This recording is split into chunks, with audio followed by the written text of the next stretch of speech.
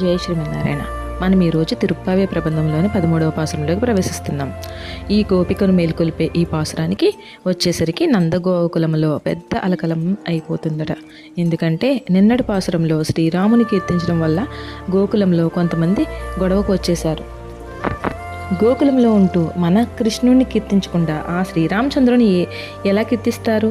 మొదట్లో పుట్టి గోపవంశంలో చేరి తాను కూడా గోపాలుడే అయ్యి మనతో కలిసి మెలిసి ఉంటూ కొంగ రూపంలో వచ్చిన ఆ బకాసురుని అతి పరాక్రమంతో నోరు చీల్చి మనందరినీ రక్షించినటువంటి మన శ్రీకృష్ణుని కీర్తించకుండా ఆ శ్రీరాముని కీర్తించడం ఎంతవరకు సబబు అని కొంతమంది వాదనకు వచ్చారు. మరొక వర్గం వారు శ్రీరాముణ్ణి కీర్తిస్తూ పితృవాక్య పరిపాలకుడు, ఏకపత్నివ్రతుడు, ధర్మస్వరూపుడు, ఆజానుబాహుడు, ఆ దశకంఠ 10 తలలను అవలీలగా గిల్లి